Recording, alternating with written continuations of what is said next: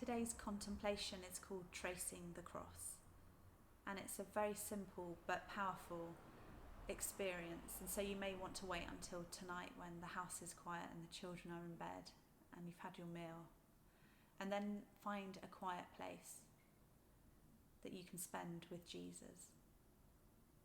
We've asked Jess to play a piece of music which is recorded and attached to this video. It's about 8 minutes long and it's just of Jess playing the piano. You may find that helpful. You might prefer to carry out this experience in silence, whatever works for you. So now I want you to imagine being at Golgotha with the cross of Christ in front of you. And imagine kneeling before the cross. You might actually want to physically kneel now. And as you do, with your eyes closed, slowly speak the words of John 3:16. For God so loved the world that he gave his one and only Son.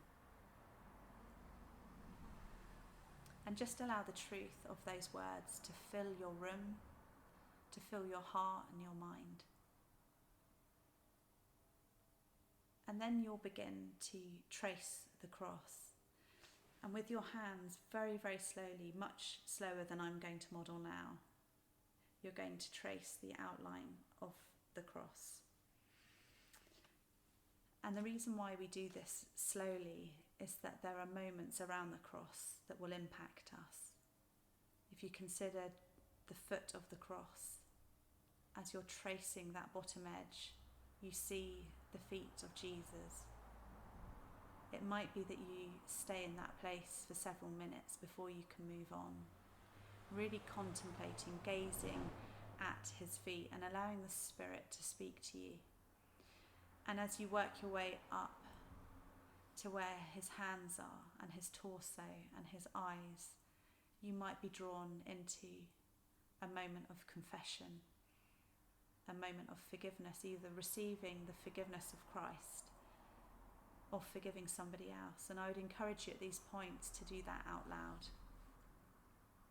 It might be that the Lord brings back a memory, a painful memory, and he wants to reassure you that he was there in that moment.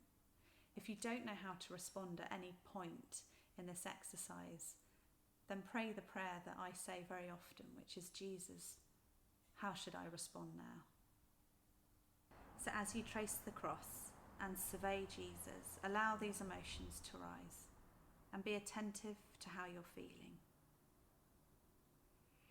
As the music fades, don't rush to finish. You can sit in the silence. After, you may wish to document this experience and how you responded at different points. The writing down is helpful. It's a helpful way of processing the points of healing, releasing, the points of resistance, the confession and the forgiveness. So on this Good Friday, Guy and I just pray blessing upon you, that you would be surrounded by God's love.